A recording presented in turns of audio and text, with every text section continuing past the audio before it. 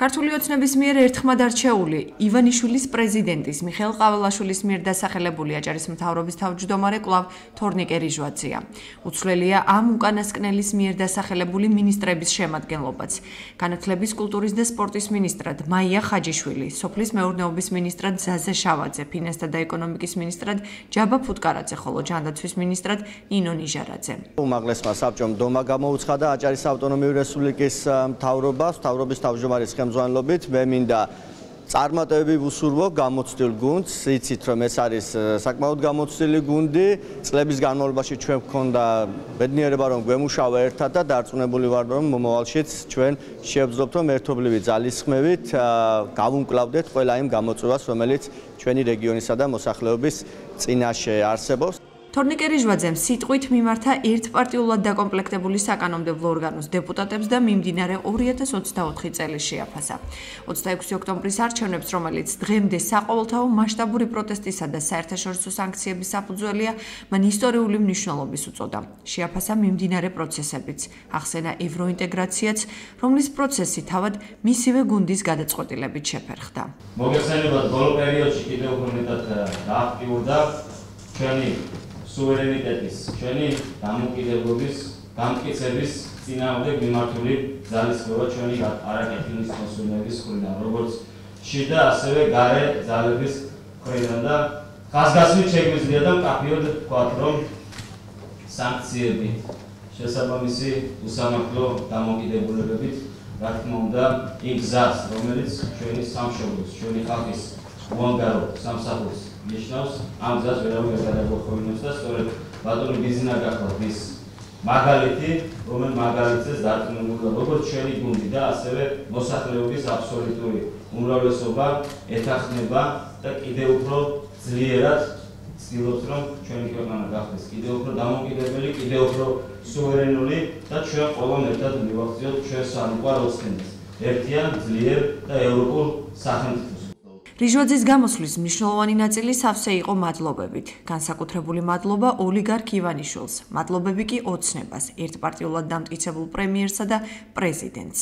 მინდა მადლობა გადაუხადო საქართველოს პრეზიდენტს, ბატონ მიხეილ ყაველაშვილს, მინდა მიულოცო ფიცის დადება, ოპერმოსილების განხორციელების დაწყება და ასევე მადლობა გადაუხადო საქართველოს პრეზიდენტს, მადლობა გადაუხადო საქართველოს პრემიერ-მინისტრს და ჩვენი გუნდის პარტია ქართული ოცნების ლიდერებს წარდგინებისთვის, რომ გავაგრძელოთ აჭარის ავტონომიური რესპუბლიკის მთავრობაში მუშაობა. მე მინდა განსაკუთრებული მადლობა გადაუხადო ჩვენი პარტიის დამფუძნებელს, ჩვენს საპატიო თავმჯდომარეს ბატონ ბიზნა ივანიშვილს, რომელმაც მეც მათ შორის ძალიან ახალგაზრდა ასაკში მომცა შესაძლებლობა პოლიტიკაში პირველი ნაბიჯები გადამიდგა და რა თქმა უნდა, როგორც პოლიტიკაში, ასევე მათ შორის ცხოვრებაშიც ეს გახლავთ ჩვენთვის პირადი მაგალითის მომცემი, სამშობლოს გონდარო სიყვარულის, თავდადების, თავგანწირვის და რა თქმა უნდა ის მაგალითი მოგცემს შესაძლებლობას, რომ ჩვენ ეფიციენტად ვემსახუროთ ხალხს მომავალში. თორნიკე რიჟვაძემ სამოქმედო გეგმაც წარადგინა, რომელიც 2025-28 წლების სამთავრობო პროგრამას მოიცავს.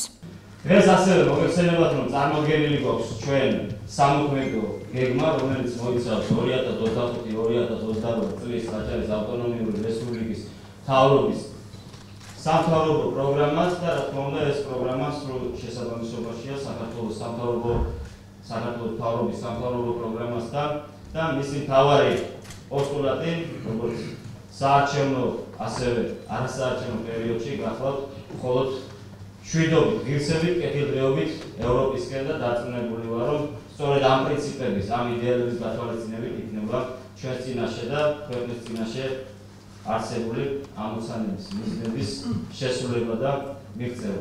თორნიკე რიჟვაძემ დასმულ კითხვას გერმანიის რეკონსტრუქციის ბანკის მიერ ბათუმის წყლის ინფრასტრუქტურის დაფინანსების შეჩერებაზე ასე უპასუხა.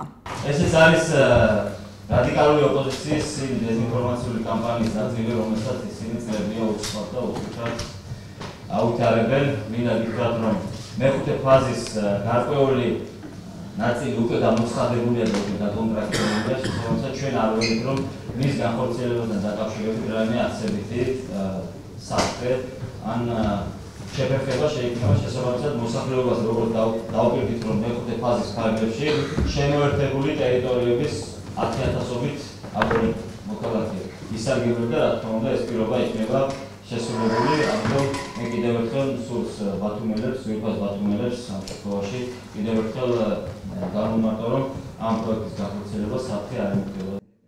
აჭარის ერთპარტიული უმაღლესი საბჭოს რიგარის შესხდომას მხოლოდ მმართველი გუნდის 12 დეპუტატი ესწრებოდა. დარბაზში არ იმყოფებოდნენ ოპოზიციონერი დეპუტატები, რომლებიც არჩევნების ლეგიტიმურობას არ აღიარებენ და მანდატების შეჩერების მოთხოვნით ერთპარტიულ უმაღლეს საბჭოს უკვე მიმართეს.